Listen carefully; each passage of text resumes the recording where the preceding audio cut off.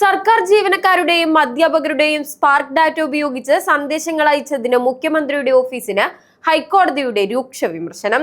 നടപടി പ്രഥമദൃഷ്ട്യാ സ്വകാര്യതയിലേക്കുള്ള കടന്നുകയറ്റമാണെന്ന് നിരീക്ഷിച്ച ഹൈക്കോടതി കേസ് വീണ്ടും പരിഗണിക്കുന്ന വെള്ളിയാഴ്ച വരെ തുടർ സന്ദേശങ്ങൾ അയക്കരുതെന്നും നിർദ്ദേശിച്ചു.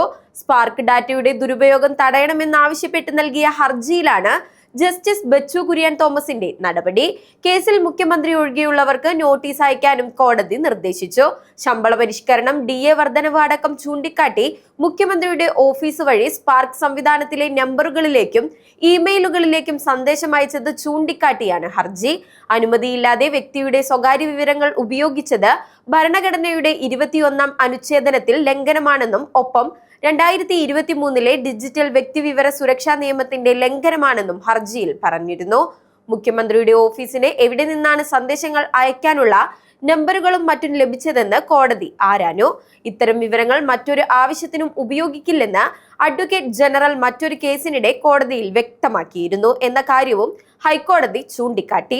സർക്കാർ പദ്ധതികളുടെ ഗുണഭോക്താക്കൾക്ക് മാത്രമാണ് സന്ദേശങ്ങൾ അയച്ചതെന്ന് സർക്കാർ ന്യായീകരിക്കാൻ ശ്രമിച്ചെങ്കിലും കോടതി ഇതിനെ വിമർശിച്ചു.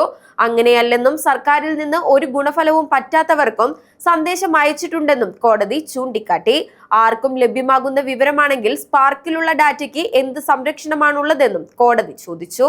വ്യക്തിഗത വിവരങ്ങൾക്ക് എന്ത് സുരക്ഷയാണുള്ളത്? എന്ത് സന്ദേശം അയച്ചു എന്നതിനേക്കാൾ വിവരങ്ങൾ ചോർന്നു എന്നതാണ് കൂടുതൽ ഗൗരവം. പ്രഥമ ദൃഷ്ട്യാ ഇത് സ്വകാര്യതയുടെ ലംഘനമാണ്. ഗൗരവകരമായ ആരോപണങ്ങളാണ് ഉയർന്നിട്ടുള്ളത്. എങ്ങനെയാണ് വ്യക്തികളുടെ വിവരങ്ങൾ ലഭിച്ചത് എന്നും കോടതി ചോദിച്ചു.